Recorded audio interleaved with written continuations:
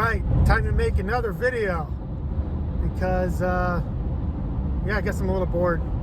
Alright, so what I wanted to talk about today was what everybody's interested in is the Bitcoin price. I want to talk about what Bitcoin's going to do if we have inflation or if we have deflation. I am in the inflation camp. I think we're going to get inflation just because that's how central banks operate. But deflation isn't impossible. If central banks and governments and the Fed were not to intervene, which they always have since their inception, if they were not to intervene, I think we would have massive deflation.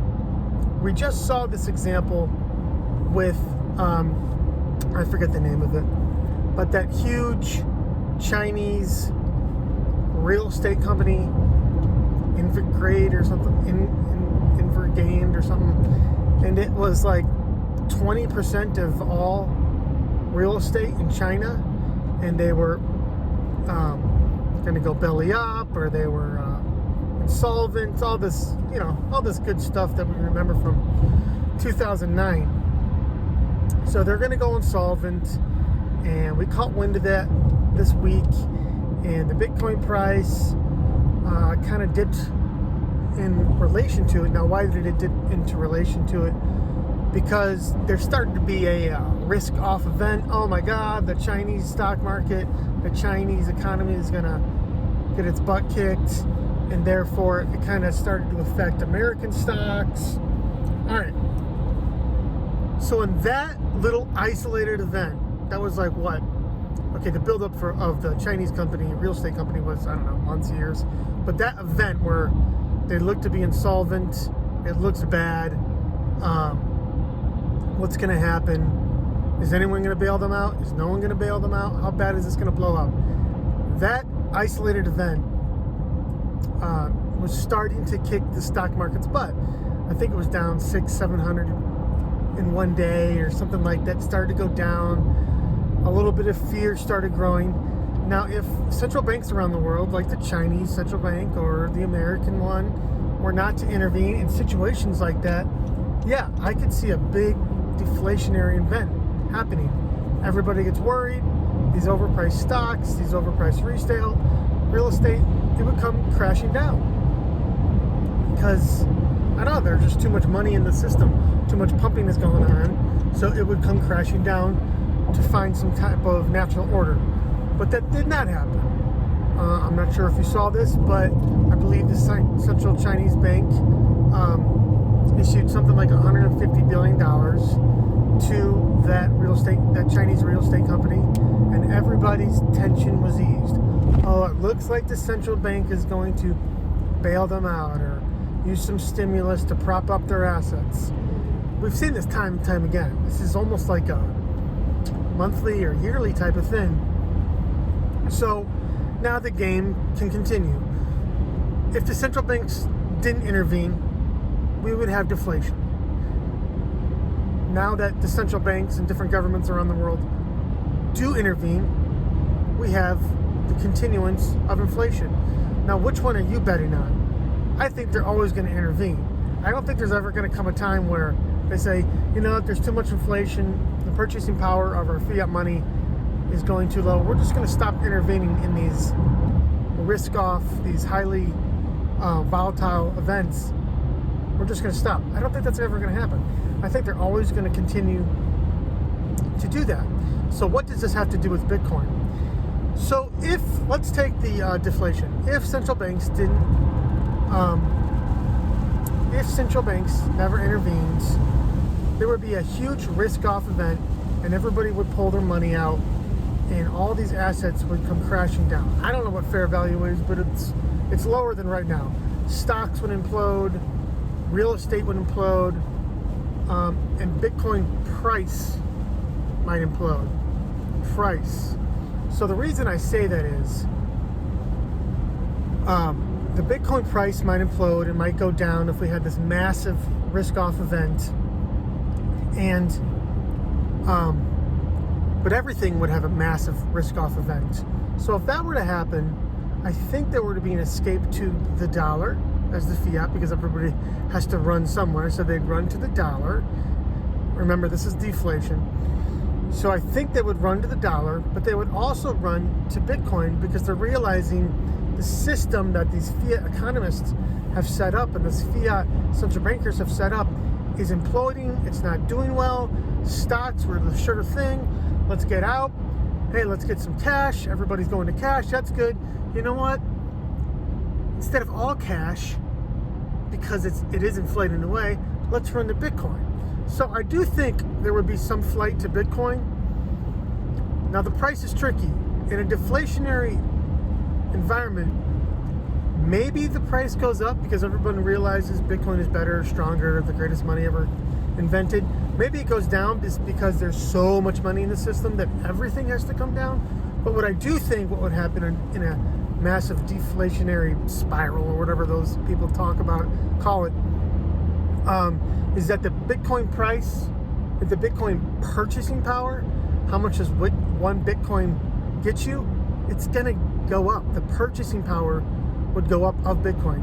So one Bitcoin would buy you even more in today's standards than it would before the deflationary event. Hopefully that makes sense.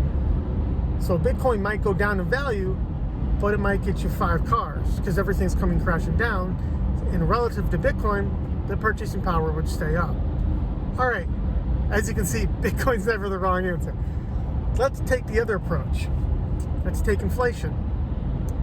Now we've had this event, we've had this risk-off event, but the central banks this time, they intervene. They pump billions, they pump trillions, they pump money into the assets that may come crashing down because of too much risk, poor promises, bad contracts, all this bad stuff. So what's going to happen in that scenario? Well, the purchasing power of the dollar is going to go way down. And the purchasing power of fiat is also going to go way down. You all know about inflation, especially price inflation. But if they pump up the money, get the money printer go brrr, in effect, then we all know that's going to create more inflation. And as the purchasing power of the dollar goes down, where are people going to hide then? People are going to run too. You know, hardly anybody carries cash anymore. So cash even gets less attractive. So where are people going to run to? You guessed it, they're going to run to Bitcoin. So the Bitcoin price in that scenario is going to skyrocket. And it is skyrocketing. I mean, that's the environment we live in every day, is an inflation environment. It's definitely not neutral. It's, the Fed has a target of, I believe, 2% CPI. Realistically, we're running somewhere around 8. Wow, people call it maybe 20% inflation. I think conservatively, you could say we're 5-10% inflation year over year. YOY. So that's the environment we live in right now. Is it going to cascade? I think so. So in terms of purchasing power, Bitcoin, in my opinion, is always pretty much going to go up because it's the pristine asset. It's the best money ever invented. It just came out today that Jack Mallers is going to implement Bitcoin tips with Lightning on Twitter. That's pretty awesome. To be able to tweet Bitcoin over the Twitter network for free, virtually anywhere, to anybody. Pretty powerful stuff. All right. So again, in that environment, so the reason I said that is Bitcoin news just keeps on getting better. The network keeps on getting stronger. Everything about Bitcoin just keeps on getting better. So you can see how in a deflationary event, which we could have if for some reason the central banks do not intervene, or hint, hint, go on a gold standard. That's probably not going to happen, but it could. That's a scenario.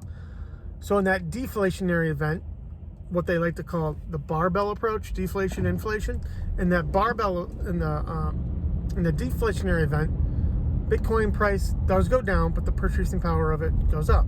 In the inflationary event, not only does the Bitcoin purchasing power go up, but so does the Bitcoin price, dramatically, in fact. And one reason people don't say play with leverage, in an inflationary event, playing with leverage might be smart. You're definitely going to get more value for the dying fiat than you are for the pristine asset of Bitcoin. Meaning, if you borrow in the dying fiat that's inflating, then you're going to get a higher Bitcoin price and you can play with leverage, maybe. Now, what happens in a deflationary event if the Bitcoin price goes down and the purchasing power actually goes up? You don't really want to play with leverage. If you play with leverage that way, you can't guarantee that the Bitcoin price goes up, even though the purchasing power is. So, hint, hint, don't really play with leverage, because although I'm pretty certain that we're going to have an inflationary cycle for, I don't know, the umpteenth time and never ending, there is a scenario where deflation could happen. And if you're interested in this topic, which I kind of am, geez, stop it so early. For Christ's sake. If you're interested in this kind of stuff, the person who wrote, and I'm about halfway through his book, the person who writes about this at like a very high level, his name is Jeff Booth. I forget the name of the book right now, but he talks a lot about deflation versus inflation. His thing is talking about how can we possibly have an inflationary monetary policy when the natural order of things is deflation. Technology brings things down, economies naturally brings things down. So how are we possibly going to have an inflationary monetary system when the natural system of economics and free market economics and just society in general is bringing prices down because our productivity is so much better? So if you're interested in the topic, I would say, man, I can't remember the name of the book. I would say look up Jeff Booth. He's a Bitcoiner. He YouTubes a lot of things. Just take a look at his book. I'm halfway through it. It's real good. It makes you think. Makes you think about this deflation versus inflation. It's intriguing. It's fascinating. Who knows what we're going to see on the other side of this. These events are happening right now. Not only are all the COVID events happening, but this monetary event is happening right now, every day. It can be a little scary, and you just got to be prepared. How do I prepare myself? Bitcoin. All right, that's all I have for today. Have a good one. See ya.